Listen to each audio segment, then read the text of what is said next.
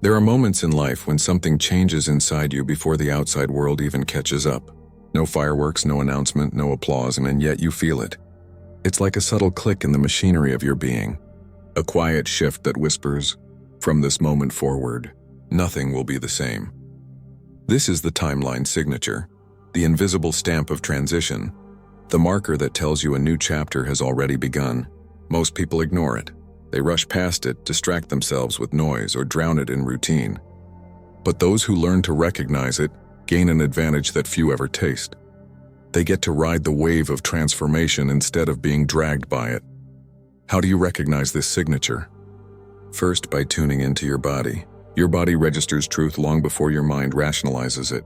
Maybe you've noticed your stomach tighten when you think of staying the same, or your heartbeat quicken at the thought of stepping into something new. These are not random. They are signposts, signals that the psyche is reorienting itself toward a new horizon. If you want to catch the shift, pay attention to what your body tells you in quiet moments. Sit with yourself each morning for 5 minutes and no phone, no noise, just breathing, scanning, noticing. What feels alive? What feels heavy? These subtle cues are often the earliest evidence that the signature has arrived. Next, watch for recurring pulls of attention.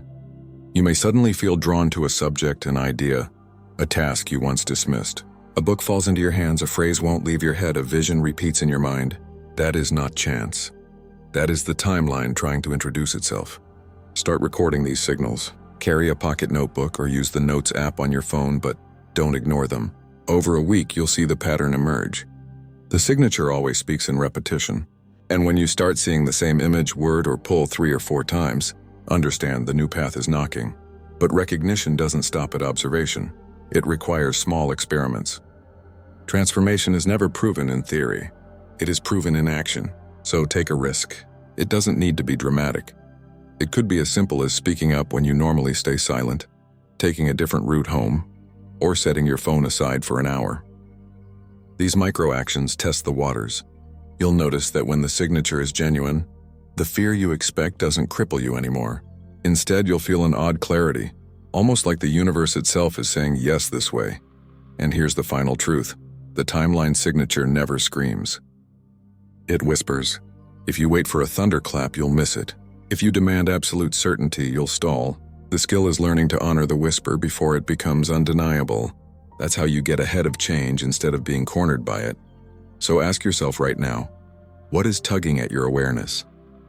What repeats, what returns, what refuses to leave? Don't brush it aside. Don't bury it in distraction. That is the signature. And once you recognize it, you hold the first key to rewriting your future. Every time life offers transformation, it demands payment. And the price is this: you must face what you've been running from. Not the external world, not your enemies, not the obstacles around you, but the parts of yourself you've buried, denied, or despised. This is the shadow.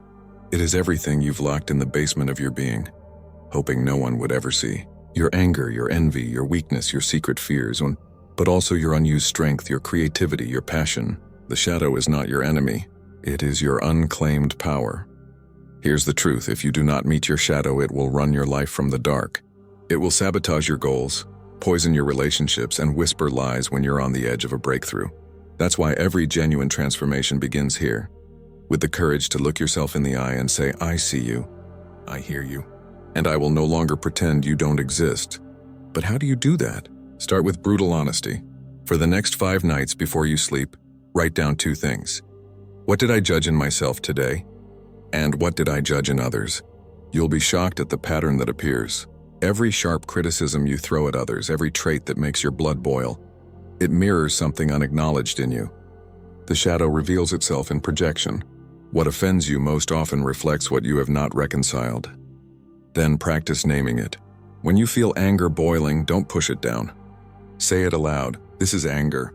This is the part of me that feels ignored. That simple act changes everything. You stop being possessed by the feeling and instead become the observer of it. The shadow loses its grip the moment you call it by name.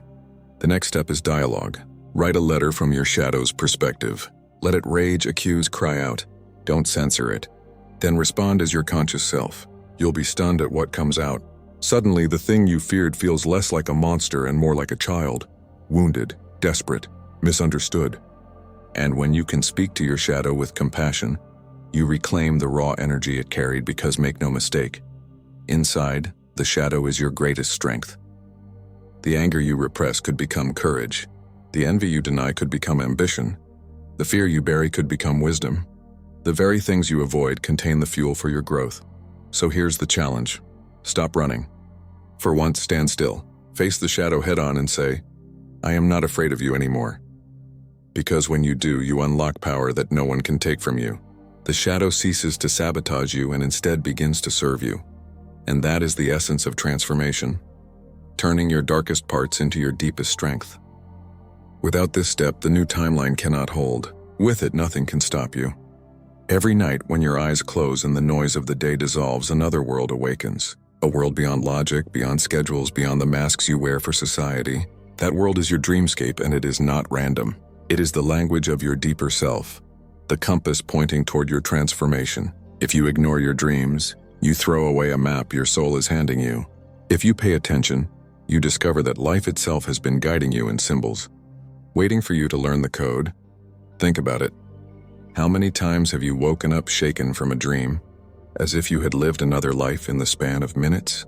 How many times has an image, a bridge, a storm, a stranger's face, lingered all day with a strange weight you couldn't explain? That is not meaningless. That is your unconscious sending messages. It's like receiving letters from the future disguised in metaphor. Here's where most people fail. They dismiss it. They say, it's just a dream. But listen closely, civilizations were built on dreams. Prophets, inventors, artists, leaders, many of their greatest breakthroughs came from images revealed in the night. Your dreams are not fantasy. They are intelligence, and they are offering you directions right now if you're willing to listen. So how do you start? The first step is to honor the dream by capturing it. Keep a notebook by your bed. The moment you wake, before you touch your phone, write down everything you remember. Fragments, feelings, even single words. Don't wait. Within minutes, the dream will vanish if you don't record it. Do this every night for 2 weeks and you'll notice something incredible. The more you write, the more you'll remember. The mind rewards attention with clarity. Second, look for repetition. Maybe you see water 3 nights in a row. Maybe you keep meeting the same person in different forms. Don't overanalyze it first. Just track it. Patterns matter more than single dreams. The unconscious speaks in echoes. And when you see the same motif returning, that's your inner world pointing to something urgent. Third, decode with feeling, not logic. If you dream of flying, don't rush to a dictionary to find a neat meaning. Ask yourself, how did it feel? Was it freedom or fear? The emotional tone is the true compass.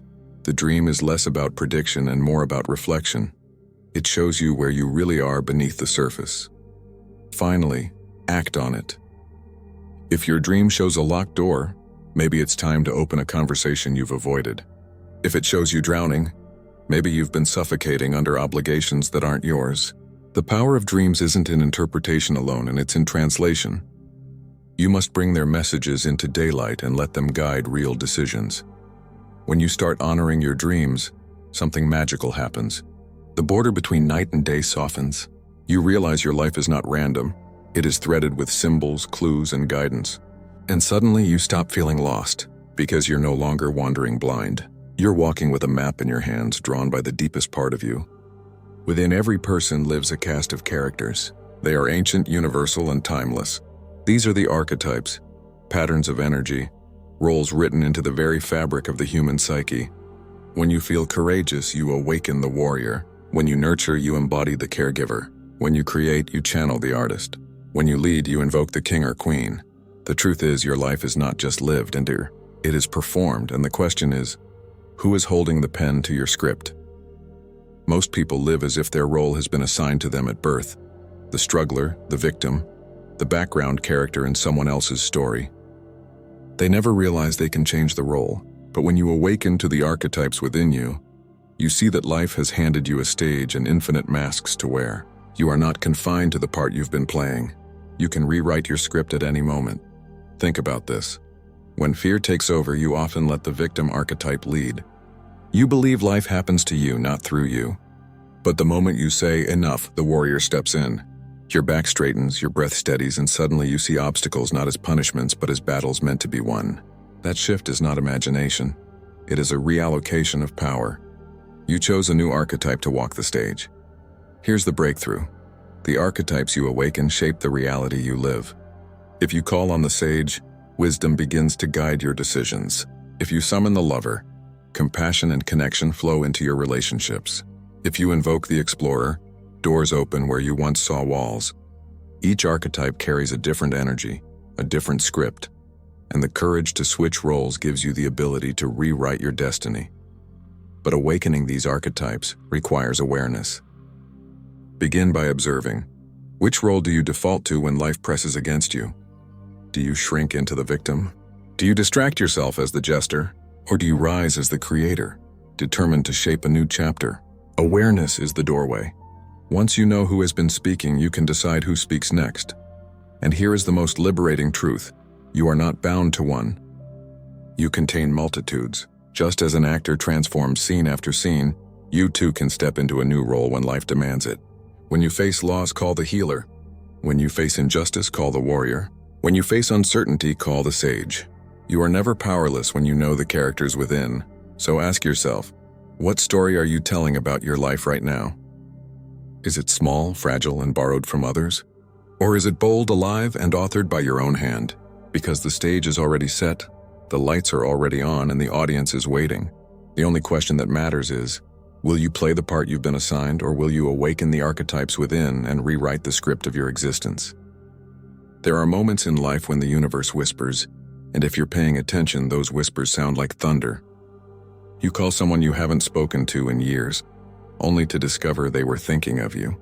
You stumble across a book that answers the very question you've been wrestling with. You take a wrong turn, and that detour places you exactly where you needed to be. These are not accidents. This is synchronicity, the language of life itself, a dialogue between your inner world and the outer one. Most people dismiss it as coincidence. But look deeper.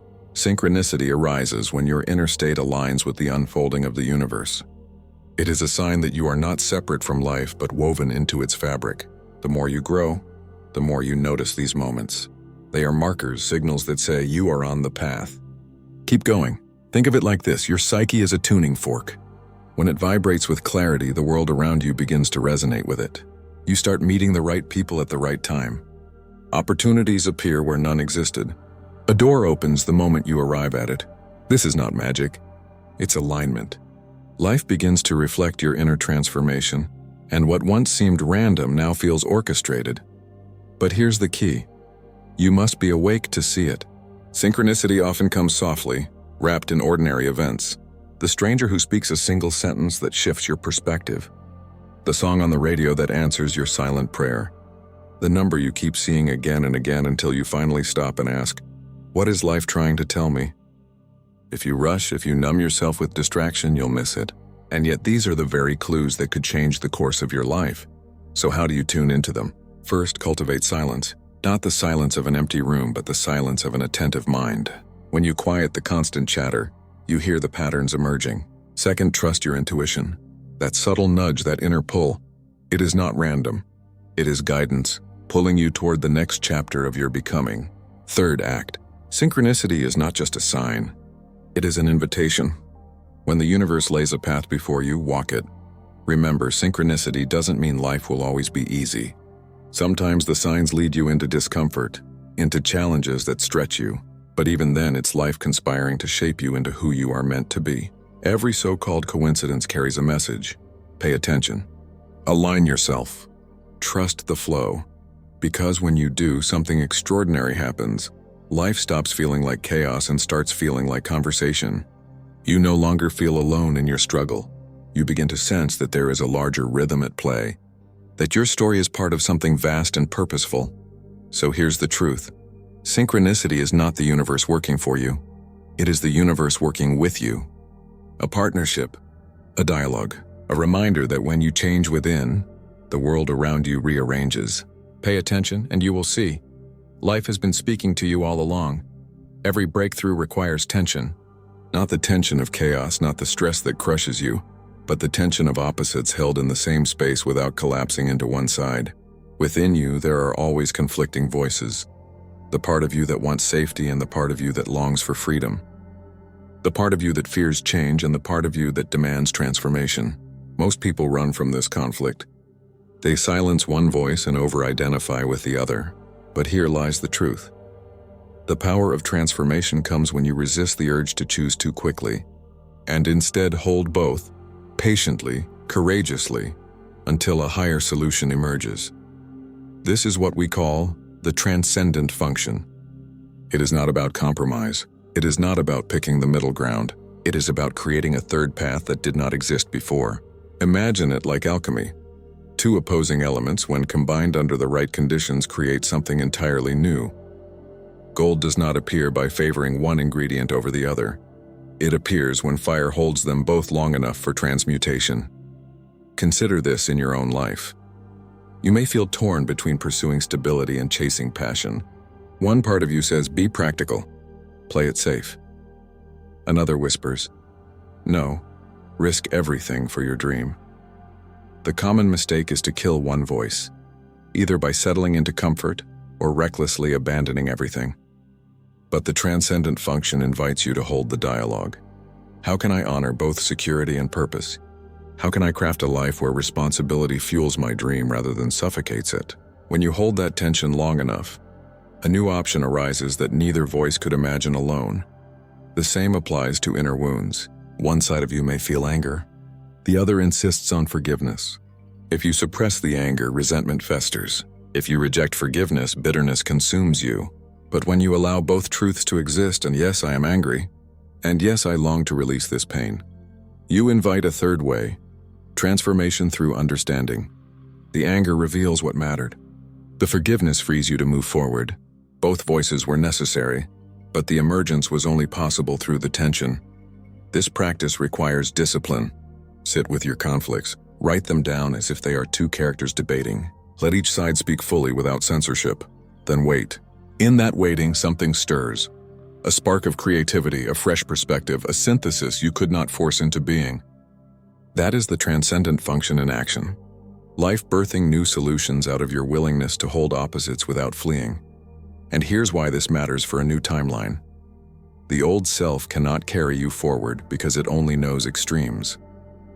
The new self is born when you develop the strength to embrace paradox, when you stop demanding either or and begin to live in both and. That tension is uncomfortable, but it is the birthplace of transformation. So when life confronts you with contradictions, don't collapse into the easy answer. Don't numb the conflict or rush to resolution. Hold the fire, hold the voices, hold the paradox. Because on the other side of that tension, a door opens, and what walks through is not compromise, but evolution. Every great transformation in history was sealed by a ritual. Ancient tribes understood this truth. Before a boy became a man, before a girl stepped into womanhood, before a leader took the mantle of responsibility, there had to be a crossing, a moment that marked the old self's death and the new self's birth. Without ritual, change remained incomplete, fragile and easily lost. With ritual, the shift was anchored deep into the psyche. Today we may not live in tribal villages, but the need for rites of passage has not disappeared. If anything, it has become more urgent. We live in a world of constant motion, promotions, breakups, new beginnings, endings, but we rush through them without acknowledgement. And so, our psyche lingers in limbo, half in the old, half in the new. To truly embody transformation, we must learn to create small rites of passage in daily life. These are not about religion or tradition. They are about signaling to your deepest self. We have crossed. The old chapter is closed. The new one has begun. How do you do this? Start small. When you make a major decision, to pursue a new career, to end a toxic relationship, to step into a new version of yourself, mark it with a physical ritual. Write down the old story on paper, the fears, the excuses, the lies you've carried, then burn it, tear it, release it into flowing water. As the smoke rises, as the ashes scatter, as the paper dissolves, your psyche understands this is no longer who I am. Next, create a threshold act for new beginnings. When you commit to a new path, do something symbolic. Plant a tree, light a candle every morning, wear a specific bracelet or ring that you only put on when you are in this new chapter. These are micro rituals, but they are powerful because they engage the body, the senses, the unconscious mind. Every time you repeat them, you reinforce the message. The crossing has happened. There is no going back. Even daily choices can become rites of passage. If you're breaking free from procrastination, create a morning ritual where the first thing you do is one small act aligned with your higher self. Writing one sentence, making one phone call, stretching for 5 minutes. It's not the size of the act that matters, it's the consistency. Over time, this daily rite tells your psyche, we live differently now, and don't underestimate celebration. When you pass a milestone, finishing a project, reaching a goal, healing from a wound, pause and mark it. Cook a special meal. Take yourself to a sacred place. Share the victory with trusted friends. The act of celebrating doesn't just honor the achievement, it seals the growth into your identity. The truth is, transformation isn't complete until it's anchored. Without ritual, your growth floats away like a dream you can't remember upon waking. With ritual, the psyche says, yes, this is real. The old is gone. The new has begun. So here's the invitation. Don't wait for some grand ceremony. Create your own rites of passage, daily and intentional. Every threshold deserves to be marked. Every crossing deserves to be sealed. And when you honor those thresholds, life begins to respond in kind. Because the universe always takes seriously those who take themselves seriously. For most of your life, you've been taught to grip tighter, to control, to force, to push. Society tells you that if you want success, you must wrestle it into existence. But here lies the paradox. The harder you cling, the more life resists. Transformation does not happen by domination. It happens through surrender. Not surrender as weakness, but surrender as the highest form of strength. It is the shift from frantic control to communion with the deeper current of life. Think of a river. If you thrash and fight, you exhaust yourself against the flow. But when you learn to trust the current, it carries you farther than your strength ever could. This is creative surrender. The moment you stop trying to bend life into your limited image and instead open yourself to the vast, imaginal realm that whispers of possibilities beyond your control. The mistake most people make is believing they must micromanage their future. They cling to rigid plans, timelines, outcomes as if they can bully life into obedience. But control breeds anxiety, and anxiety kills creativity. The truth is, life is not a machine you operate. It is an unfolding mystery you participate in. When you loosen your grip, when you stop demanding certainty, you create space for the unexpected. And it is often the unexpected that changes everything. So how do you move from force to fidelity? Begin by noticing your own patterns of control. Where do you push so hard that you've strangled the joy out of the process? Where do you obsess over outcomes so much that you miss the beauty of the moment? Awareness is the first doorway. Then practice releasing in small ways. When you face uncertainty, instead of asking, how do I make this happen? Ask, what is life asking me to trust right now? That shift in question opens a new posture, one of listening, of openness. You stop trying to impose and you begin to align. Next, create a practice of communion with the imaginal. This could be journaling dreams, spending time in nature, meditating, or simply sitting in silence and asking your inner self, what wants to emerge through me? The answers will not come like blueprints. They will come as images, feelings, intuitions.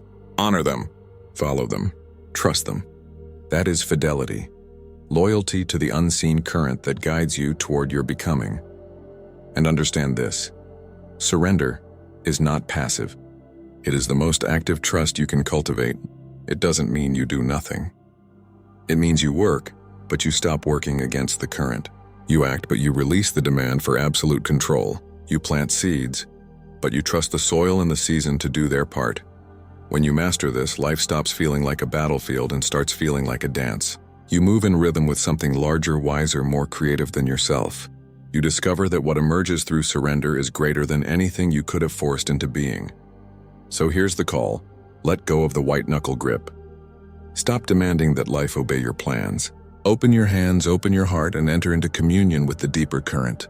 Because the moment you stop controlling is the moment you start creating with life itself. Transformation is never just about you.